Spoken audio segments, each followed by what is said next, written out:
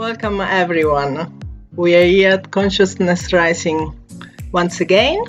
My name is Antonella Bargione, your host for today. And here we have the pleasure of having with us Robyn, Philp and Tyler Kennaird.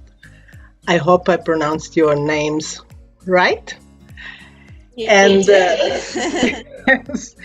And for the one of you who don't know yet, we at Consciousness Rising, we interview people from all walks of life who we believe they're making a difference to their communities. So today we have here Tyler and Robyn, and so welcome. Thank you. We're very happy to be here. And why are they here? Because they run some retreat. Apart what they're doing that we're going to find out just now, but they run a very special retreat, which is called Women's Wilderness Retreat. So we're going to hear everything about it. So let me introduce, I got this information from your website, which you can check later on. No, we're going to put all the links. So, okay, Robyn, Norris, now she's Philp. She's been married, for a year now, maybe? Yeah. And year and a half already. Oh, wow. Time flies. So Robyn has been devoted to a spiritual journey for over 13 years. And her passion lies in personal development, and she has worked hard to clear perceived limitations, energetic blocks, wounds and conditionings in order to realign with her own true source. And she holds great light within, you'll find out today. As reconnected with her true purpose and divine wisdom. So we'll hear everything from Robyn. While Tyler, she's a yoga teacher, a meditation lover, and a facilitator of self-discovery, connection, and joy. So Tyler did a yoga teacher training course in Rishikesh, where she spent quite a bit of time. It's not a weekend yoga course. So she went to India in 2018, and being there brought to light her passion for self-discovery, healing, and the power of connection. So welcome to both of you once again, and I'm so excited to talk to you. So, Women's Wilderness Retreat. Tell us all about it. Wilderness Retreat was birthed in 2019.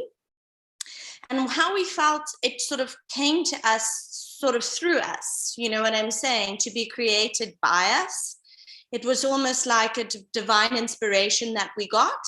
I had started doing yoga with Tyler, but I'd also realized that there was a lack of this in Zimbabwe. There were no retreats being run, and I'm a lover of self-development and self-growth, and we didn't feel like there was anything on the market. So I suggested the idea to Tyler, and she was just in, and it was almost like we were brought together to birth Women's Wilderness Retreats. We came up with a concept for a flow for a weekend. And we put it out, and within a week of putting out that flyer, we were fully booked. So we kind of just went off this divine inspiration, and we worked from our hearts to birth Women's Wilderness Retreats, and that's where it all started. Ty? Yeah. Is there anything you'd like to add to that? No, yeah, I think we found such connection instantly that we then tried to share with others to have that same sort of connection. So yeah. There's nothing better than the enthusiasm of women in their 30s to share with others. I don't know if, Tyler, you are in that age range yet or not, but it's perfect. So what does a woman become when it gets connected to the wilderness? I think it's coming back to your true self. We spend so long in our day-to-day lives, a lot of the time avoiding who we truly are. And it's just giving people the space to step into their true, wild, wonderful selves, and realizing they aren't alone in a lot of things in life or anything in life, and there's other people who are having the same experiences as them. So I think it's more just about authenticity and lots of releasing limiting beliefs and things that are holding them back from being able to become that person that they truly are. Yeah. And just to add to that, I think what we've realized is there's been a shift in consciousness on the planet, and the divine feminine is really rising again. But it's important to align with the divine feminine positive, because the divine feminine negative can be a bit terrifying, which is why I think we were oppressed through the patriarchal society for all these generations, because the divine feminine is very, very powerful, and it is rising in both men and females. We've both got divine masculine and feminine. So what it is also, it's an opportunity for women to realize their divine potential and their divine power and step into that, and it creates, the Women's Wilderness Retreat weekend creates a space for women to do that. Because there's an awakening happening, and that's why women are drawn to their realizing their power and potential again. It's happening organically within each one of us. So it's creating the environment and the sacred space to do that out in nature, where the elements play a big role in the whole weekend as well. So it's a bringing of everything together. So what you're saying is that you are holding the space with the Great Mother for them to become who they already are. Yes. Absolutely. And we use, with the help of nature and the waterfalls and the trees that give you mental clarity, and the physical work on the yoga, which moves through blocks, but also we give processes to help people. So the first day is all about releasing that which no longer serves you, identifying and releasing that. So it's definitely, people might get a misconception, and it's important to clarify this about the retreats, is, people see the word retreat and they think, oh, I'm going to go for a detox weekend and just, have a healthy, happy time. But it's a lot of work that gets done on these retreats, and, lots of tears, lots of emotional releases. It is a physical detox, and it is that is one aspect of it, but it's also an emotional, mental, and spiritual experience and detox. It's releasing and reconnecting to that. So the first day, everything plays a key element, like the water element is cleansing and purifying. The trees bring about that mental clarity, but the processes as well help you to release and release from a cellular level, release from your body all that no longer serves you, and the yoga plays a part in that. And then the second day is focused on, okay, now we're a bit lighter. Our vibrations are a little bit lighter. We've gotten rid of what we were meant to get rid of, and a bit of density. And now we are going to align with our highest potential. We're going to raise our vibration. And there's processes and dancing. Dancing is an instant connection to joy. And it just sends you straight up. There's dancing, there's creative activities. And it's really stepping into, okay, well, now we know where we've been, where we don't want to be, and we've released that. Where do we want to go? It's gaining direction as well. What do we want to align with? What is our soul's purpose? And establishing all of that. So it's just a 2-day retreat. And by the end of the weekend, everyone just feels happy and lighter, and they've got more direction and more understanding of themselves and their internal power. Mm-hmm. And so, do you choose the same place where to go, or you change places? We started off in Far and Wide, which was a beautiful location, and lovely little lodges and accommodation and that, and beautiful waterfalls and places for yoga. And then we decided to try something else. So our last one we actually did in Aberfoyle, which was really stunning, both in the mountains, surrounded by nature and water, and lots of quiet. Yeah, for the people who are not from Zimbabwe, Aberfoyle is such a beautiful place. It's got a rainforest. It looks like gorilla in the mist can come out at any moment, and it's just incredible. All those waterfalls. Yeah.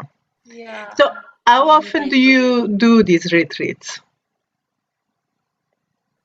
We start, so how it also sort of works is we it's not, what is the word, the accurate word here would be, it's not commercial, it's very authentic and it's very organic, and we get the divine inspiration to birth a new retreat, and each retreat sort of has a different theme. So we just recently done one called Expanding into 2022. And what we find is when we're getting that feeling, okay, it's time for a retreat, we always seem to be on the same wavelength, Tyler and I. If we get a divine inspiration, okay, this one's got to be on self-love, I'll say to Ty, I've been thinking, feeling this one needs to be, and she said, oh my gosh, I've been getting the exact same guidance. And that's how we go. So they sort of birth sporadically. There's no structured schedule for the year. But to date, we've done 6 retreats to date since 2019, one of which was a virtual retreat in lockdown. Yeah. And last year, we also got this feeling that we needed to do workshops, in-town workshops, weekend workshops, for those who, because it also makes it more affordable or actually more accessible for some people who aren't able to get away from their children for the weekend, or maybe don't have the money, because obviously it's more expensive when you're going away with accommodation, food, transport, things, So we ran 2 workshops last year, and those were very well supported and very successful. I think they're also quite an easy introduction to it, because it can feel very overwhelming to go away for a weekend for a lot of people with people that they don't know. So a workshop, at least they know they're going home to the comfort of their own space after the day's work, and then come back the next day, or not come back the next day if they really didn't want. So it was definitely a very good introduction. We've gained people to come on the retreat through doing and it gives them a taste for maybe what to expect on a retreat. But so to answer your question, I think on average we run 4 a year on average, generally 2 at the beginning of the year and 2 at the end of the year. We find winter is not the right time for our retreat. Obviously, our retreat is out in nature. It involves getting into cold water. And I feel, though, energetically, we are cyclic beings. And I feel that winter within our hemisphere is a time, which happens during the middle of the year, is a time for introspection. It's a time where things are coming up within you. You're going through internal processes, you're feeling, you're working through things. It's sort of not a time for getting out there and creating. And, so we feel we had tried the 1 year to put out a retreat in winter, and it just wasn't right. So we've just dropped that, and we do the beginning of the year and the end of the year. What did you learn so far yourself? Not only the women. In this process of offering 6 retreats, I'm sure that they have evolved from the beginning.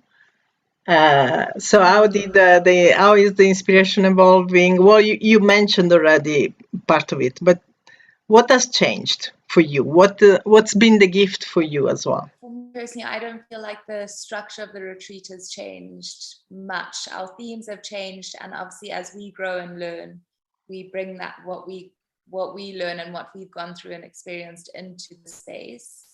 I think over time, maybe we've become more vulnerable ourselves in comparison to the first retreat, where it felt all very scary.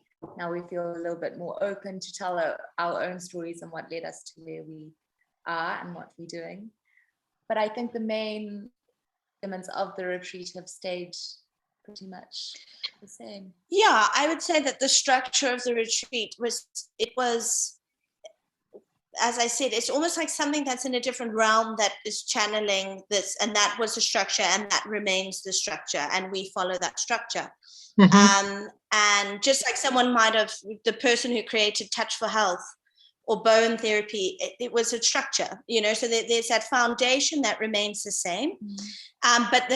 But how have we evolved as individuals? You're constantly evolving. I call it the evolution of the soul. You're constantly learning and growing, and we don't pretend to have all the answers, and we never have from the beginning. So we just show up there as our authentic selves.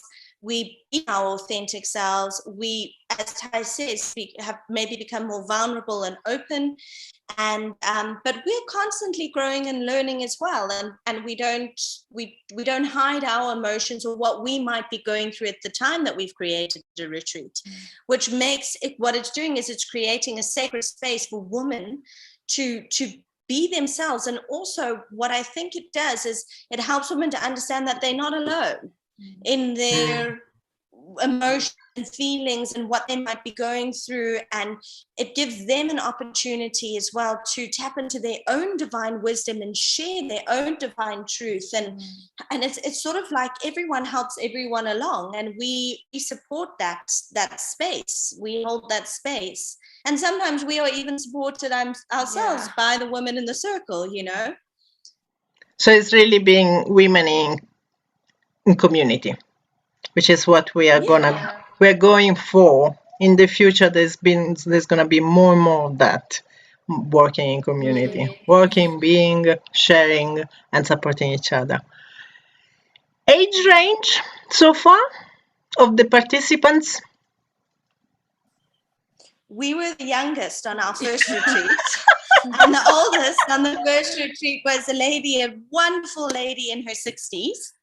Wonderful. So we've had women in their 60s, mid to late 60s.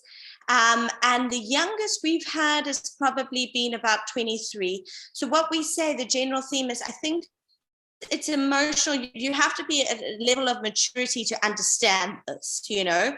So we say probably it's not advised under 18 years old.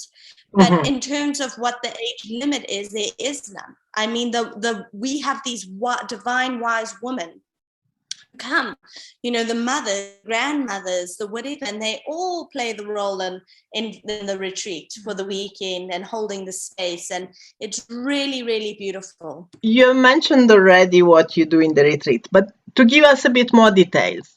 So how does it happen? So we'll usually leave on a Friday morning. We try to get out of town by like 7, and then arrive the first day. Everyone gets settled in. Usually, everyone stays in the same accommodation, whether it be in 2 different chalets at Far and Wide, or in the dormitories at Aberfoyle, which are not dormitories, they're the most luxurious dormitories I think in the world. And then we'll have lunch and get settled in, and then we'll do a little opening ceremony with everyone where we do a meditation and just an introduction and intentions for the weekend. And then we go and do our waterfall cleansing swim, which is really energizing and rejuvenating, and just it's a real energetic reset for a lot of people. And then we'll usually do some form of processes that afternoon, or so we'll just do releasing processes, whatever we've chosen, or the tools we selected for that particular retreat, for women to just be able to connect to what is no longer serving them, and release that from their beings. And these things all take time as well, so it really jam packs the afternoon. And then yoga. And the yoga on the first day is usually quite relaxing and not fast paced, more of like a hatha, kind of yoga that just allows people to rest, relax, and longer, deeper stretches to also contribute to the releasing of things and emotions. And then in the evening, after dinner, we do our first evening fire ceremony, which is based again around the releasing aspect, because a fire element is a very powerful natural element for transmutation. So it takes it and it transmutes it, you know. So that's the idea of the fire ceremony. And then that's day 1, and generally people are very tired. Release work is tiring, you know. You do feel quite, you know, emotionally drained after the first day, but we do have very nourishing food and all of that in between. And then day 2, we do an early morning sunrise yoga, which is much more invigorating, energizing, get blood flowing. and also suitable for any levels. So anyone can do the yoga that we do. And then we have our breakfast, and we'll usually, depending on what the topic is, we'll do a presentation or a talk on that certain topic and stuff that we know about it. Then other people share their own information and what they've experienced too in that theme. And then we'll give them an activity to do to help in the manifestation and the moving forward in the direction that they're wanting. It's a creative activity, and sometimes it is a creative, very creative process. Sometimes it's more creative thinking and writing. So it's all based on the theme of creation, actually consciously creating. Well, we know what you don't want and what you've let go of, but what do you want? So it's redirecting your focus onto that. And Rob's also got a million tools from the courses that she's done. So she also brings in the tools that you can then use at home. The tools are really for just helping you to anchor back into the states that we've created, really, higher vibrational states, and they're easy that people can use at home and incorporate into their daily lives. Yeah, so lots of shifting perspective from the negative and into the positive, and they really are simple, effective tools. And then we have lunch, and then in the afternoon we dance. We have our Secret Sunrise dance. Both Tyler and I trained to become Secret Sunrise instructors in 2019. Yeah. So we did we did that course together, which I just had a love for dance. We just love music and dance, and so we've incorporated that aspect into the retreats as well, which is like an ecstatic dance, a version of an ecstatic dance. And then everyone's generally feeling a lot lighter and more high vibe as well. And then in the evening, we have a glass of wine and we have dinner. So that's why I'm saying it's not a physical detox. And then we do our fire ceremony on the second evening, which is just putting out to the universe, okay, these are all my wishes and intentions, and letting the universe hold and support you in manifesting that into your reality. Hey, yeah. And then Sunday is just free time. In the morning, generally, sometimes we'll have an optional activity if they would like to join us. Otherwise, there's generally activities that they can book at the place we're staying that they might like to go off and do, adventurous activities. And then we hop in the car and we come home on Sunday afternoon. That's really wonderful. Sounds really wonderful. So for all of you who are interested, yes, jam-packed. Just check the website on Women's Wilderness Retreat. That is www.wretreats.com, correct? Yes. Perfect. So now on a personal level, just tell us briefly what you are offering as well. Maybe we start with Robyn. Okay, Tyler, fine. Yeah. Start with Ty. Okay. So for me, my where I am at the moment is I'm teaching yoga. So I've got a little studio at 56 Kingsmead, which I also feel like is a space of bringing together people to connect to their mind and their bodies and their breath in different forms. So sometimes yoga is what you need, or sometimes boxing is what you need, or Pilates. And it's the same thing of just a safe environment for people to come and do their exercise. And then recently I've just opened up a second place called the Sunstone Hotspot, and that is on Kuru Close. And my idea for this space is a collaborative space where people can come in and rent the space on an hourly basis, either for practitioners, healers, yoga instructors, personal trainers, and it's the same thing of creating a safe space and a place where everyone can network and come together to share. Perfect. So a place of wellness. Yes, yeah, it's a wellness hotspot. And it's called Sunstone Wellness, your brand, yes, right? Yeah. So there's Sunstone Kingsmead, which offers the bigger classes basically, and then there's Sunshine Hotspot, which offers smaller private classes. Therapists can also book it out. So like me in my coaching, I could book a space at Thai. She's done it really beautifully. You pay an hourly fee, is that correct? A hotspot fee. And then it's really useful for people who don't have a permanent office of their own or location or healing room of their own as well, you know? Yeah. So it's a really wonderful concept. Yeah. Yeah. And you, Robyn? So I'm a neurolinguistic programming practitioner. I do negative emotional therapy, and I do transformation coaching as well. So it's a coaching program that I offer to people. And basically what it does is it really helps them to understand the subconscious mind, understand how to begin consciously creating their reality as opposed to creating it by default, because we're always creating. We just don't realize that what we're creating we don't actually like. So it's taking personal responsibility, it's aligning with your power and getting in alignment with your full potential. And I've learned very powerful tools and processes to help people do that, to get into the subconscious mind and release things on a deep cellular level so that we can become coherent in our being. So if we're consciously trying to create something, our subconscious mind is backing us, and vice versa. Everything becomes in alignment. So then it's easier for us to achieve our goals or align with our full potential, whether that's in business, health, whichever aspect of your life. It's really not limited to one.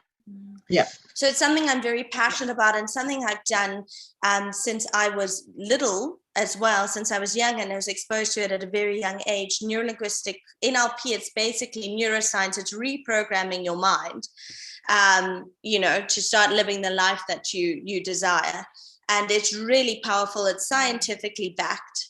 And yeah, it's really, really wonderful. So I helping people transform their lives, because we are in the age of transformation, and people need to understand that, and people are actually being drawn to it where they haven't been drawn to it before. Because if we as individuals can start taking personal responsibility for our energy, for our being, we are going to be feeding that into the collective and help the entire collective energy on the planet to raise its vibration. So it's stopping looking outside of there and externalizing, and starting to, internal responsibility. How am I contributing, and how can I make the world a better place? And it starts with the individual. Perfect. And I've done Rob's coaching, and it is very, very, very incredible and powerful. Yeah, very, very amazing. Good. You have the perfect testimonials for each other, being together, working together. We love each other so much. So we're probably biased. So anyone listening to this, yeah. So our time comes to a close. Do you need to add anything else apart the details? I think that's it. Yeah. No, that's pretty much everything. Thank you so much to Consciousness Rising. You're very welcome. Okay, so where people can find you? We're on Instagram as Women's Wilderness Retreats, and on Facebook as Women's Wilderness Retreats, and then our website as well, online. There's lots of in-depth information on the structure of our retreats and our workshops, and more about us and what we offer. So perfect. So we're going to put the link below anyway. And so women in the wilderness, there is no excuse for you not to find your own wild side, or your best side, maybe. Yeah. So thank you, Robyn. Thank you, Tyler. And we see you in Aberfoyle. Yes. Thank you, Antonella. Bye. Bye. Bye. Bye.